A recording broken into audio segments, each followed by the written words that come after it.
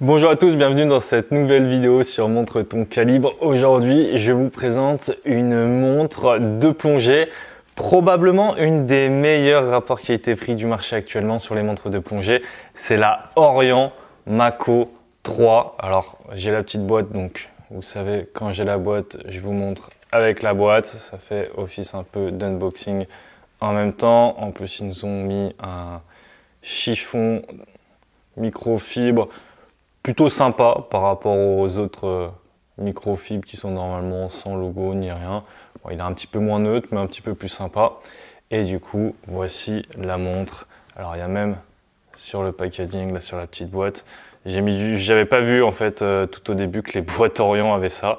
Et je m'en suis aperçu assez récemment, mais voilà, pour la petite anecdote.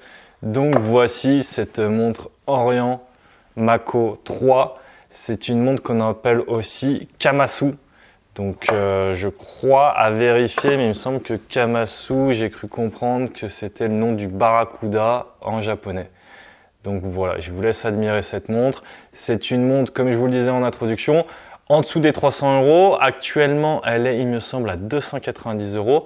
Et selon moi, c'est probablement, en tout cas, peut-être pas la meilleure, mais probablement une des meilleures, ça c'est sûr, plongeuse en dessous des 300 €. Si vous en avez d'ailleurs d'autres, franchement, mettez-le en commentaire parce que je ne sais pas s'il y en a beaucoup d'autres qui arrivent à la cheville de cet Orient Mako 3.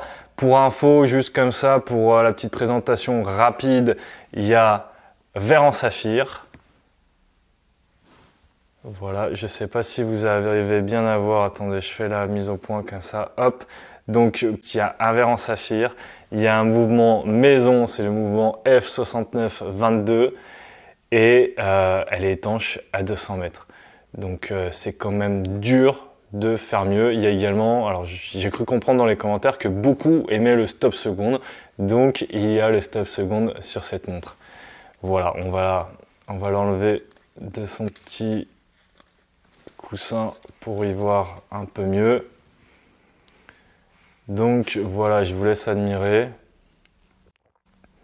Donc au niveau du boîtier, c'est un boîtier avec de l'acier en fait qui est brossé avec du poli. Donc vous pouvez voir là par exemple sur le côté, c'est poli.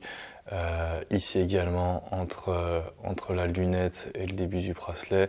Donc voilà, ça c'est entre le brossé et le poli. Donc au niveau des dimensions, peut-être, on va commencer par ça. Donc c'est 41,8 mm de diamètre, 13 mm d'épaisseur et 22 mm d'entrecorne, ce qui vous permettra de changer de bracelet facilement parce que 22 mm, c'est, on va dire, ce qu'on trouve ce qui est le plus courant aujourd'hui en taille de bracelet. Qu'est-ce qu'on peut dire de plus à part que cette montre est chouette? Le bracelet a été modifié par rapport à la Mako 2 parce que je dis que c'est la Kamasu Mako 3 AK Kamasu, mais ça veut dire qu'il y a eu la Mako 1 et la Mako 2. Donc le bracelet a été légèrement modifié.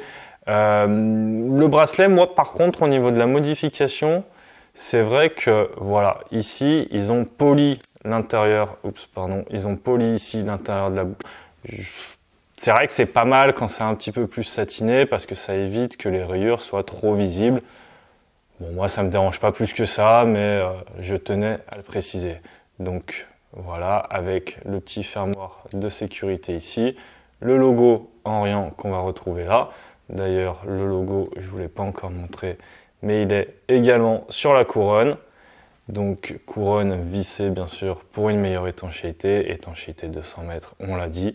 Et en fait, je vais zoomer un peu, mais le cadran vraiment, il y a un aspect un peu laqué, soleillé qui est vraiment hyper sympa.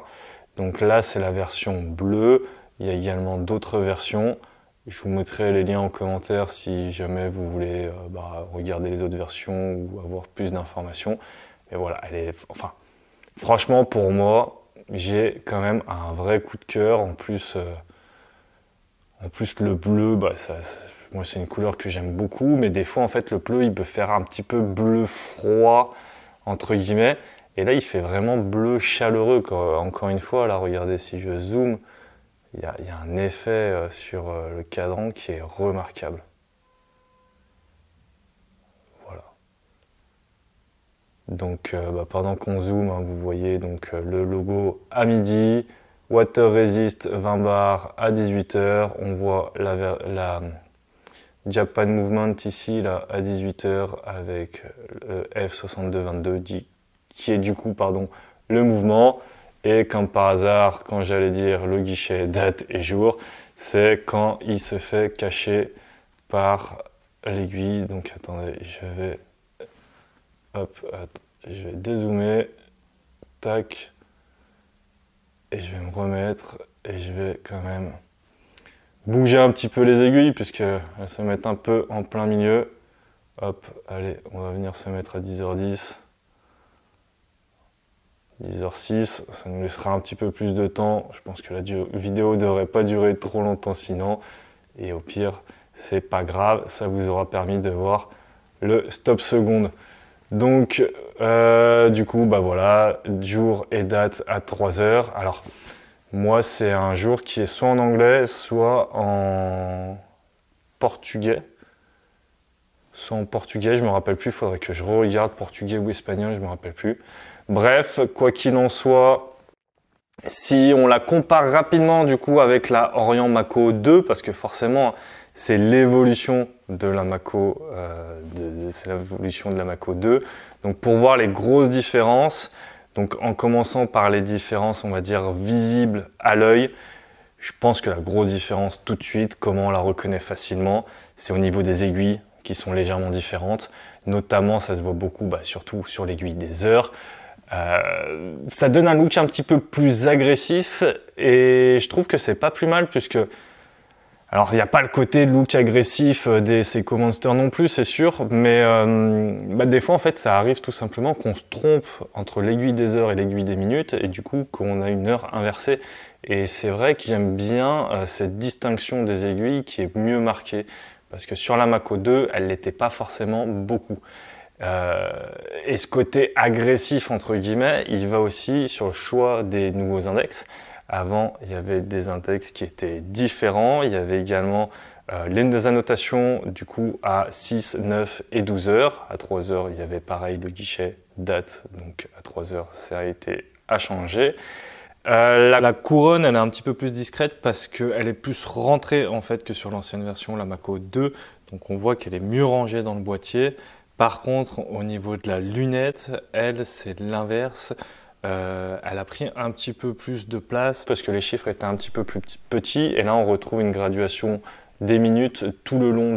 Et je crois que c'est à peu près tout. La boucle déployante, on l'a déjà vue. Moi, je préfère la lunette sur celle-ci. Je trouve qu'elle ressort mieux. Et il y en a qui préfèrent la Mako 2. Après, c'est chacun a ses goûts personnels. De toute façon, au niveau des caractéristiques, les deux montres Mako 2, Mako 3, les deux, elles font 41,8 de diamètre, 13 mm d'épaisseur, 22 mm d'entrecorne. Ça, c'est les inchangés. Les deux font 20 m d'étanchéité ou 200 mètres.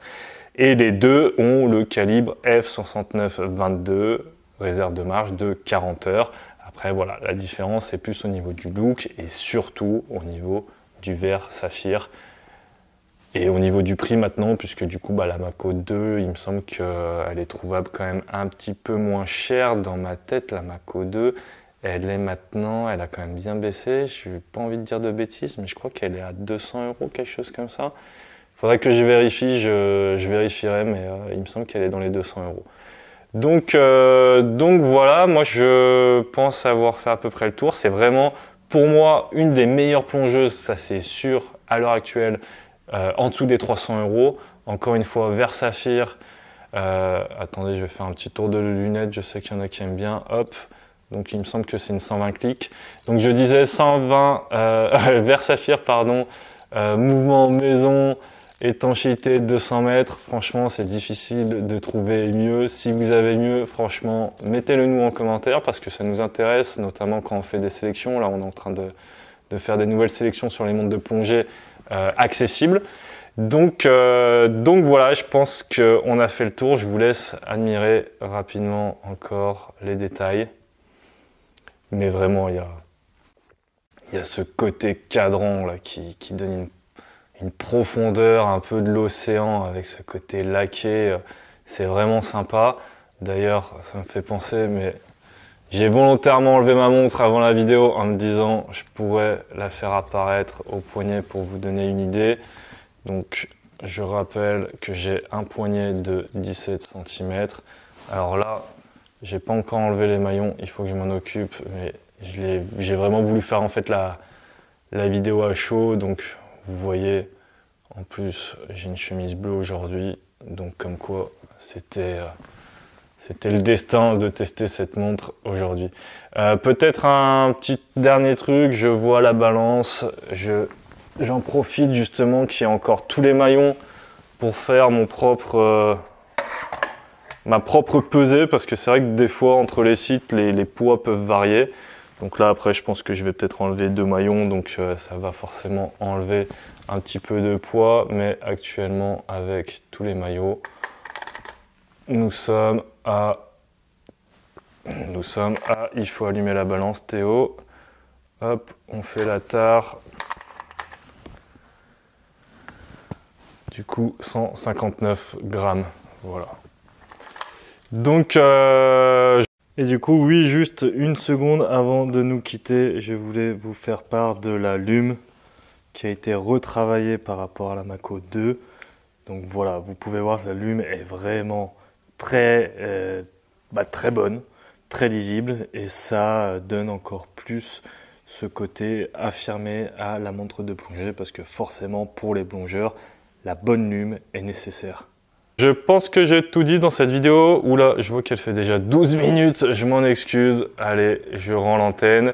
À très bientôt, en tout cas sur Montre ton Calibre. N'hésitez pas à vous abonner, n'hésitez pas à envoyer vos vidéos. Encore une fois, c'est une chaîne participative, donc venez nombreux nous rejoindre. Je vous dis à très bientôt. Ciao, ciao.